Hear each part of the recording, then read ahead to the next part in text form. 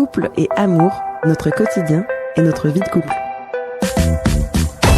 Chaque mois, la médiatrice en communication non violente, thérapie de couple, Gwen Melsquet, s'attarde sur une thématique en lien avec notre quotidien et notre vie de couple.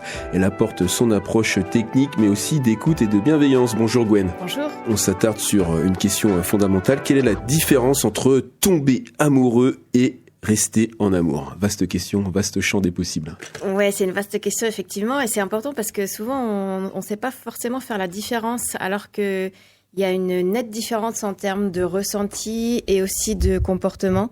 Donc déjà, tomber amoureux, qu'est-ce que ça veut dire? Donc c'est la première phase de la relation. Et en fait, à ce moment-là, on a un vrai cocktail hormonal qui vient nous traverser et qui va modifier en fait tous nos comportements. C'est-à-dire que c'est ce qu'on appelle la phase lune de miel. Donc elle dure entre quelques mois jusqu'à 3 ans. Et les scientifiques ont pu démontrer tout ça. Et qu'est-ce qui fait que ça baisse justement après 3 ans par exemple, ou un peu avant? Eh ben, c'est une bonne question. Ça pourrait tout simplement que la nature considère qu'il n'y a plus forcément besoin pour la reproduction et qu'on reste ensemble. Et donc, c'est pour ça que du coup, après, comment on fait quand les hormones, elles sont parties? Parce qu'au début, quand les hormones sont là, tout va bien.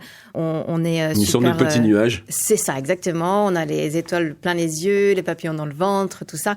Et en fait, à ce moment-là, voilà, tout est rose, tout est beau. On voit pas du tout les défauts entre guillemets de l'autre, enfin les difficultés on les passe, on a tout envie de passer du temps ensemble, enfin voilà, on est love en fait quoi.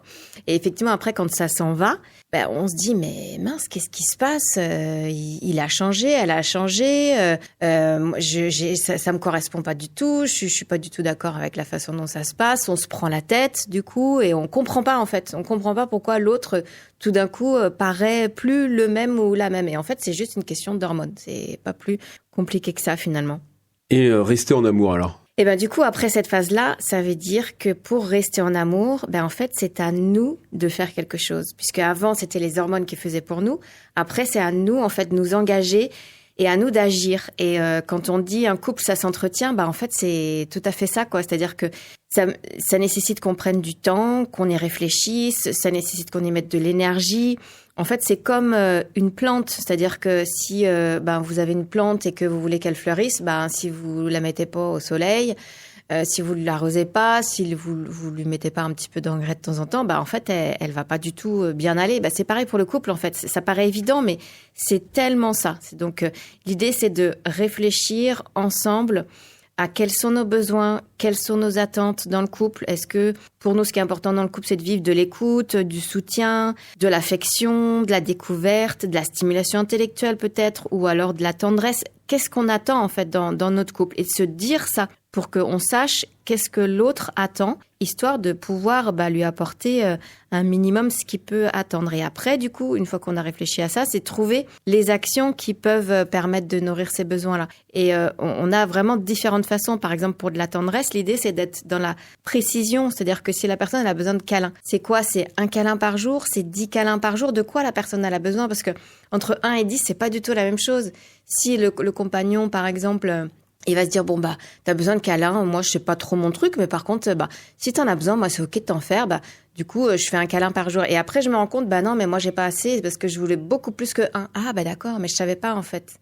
Donc, c'est pour ça que c'est important de se dire les choses. Donc, ça veut dire ça, rester en amour. Vous êtes toujours en compagnie de Gwen Melsquet, la médiatrice en communication non violente. La question qu'on développe aujourd'hui avec Gwen, c'est quelle différence entre tomber amoureux et rester en amour? Si je résume ainsi, Gwen, tomber amoureux, c'est plutôt physique et rester en amour psychique? Oui, c'est un peu ça, effectivement, on peut se dire ça, parce qu'il y a vraiment ce côté hormonal au début, où vraiment on se laisse porter, on n'a pas grand-chose à faire. Et après, c'est à nous, en fait, de réfléchir, de se poser et de se dire qu'est-ce qu'on a envie de vivre l'un et l'autre dans notre couple. Bien, un grand merci à vous, Gwen Melsquet. On mettra bien entendu toutes vos coordonnées pour vous contacter si vous avez des questions, chères auditrices, chers auditeurs. Et on se retrouve très bientôt. À bientôt. Au revoir.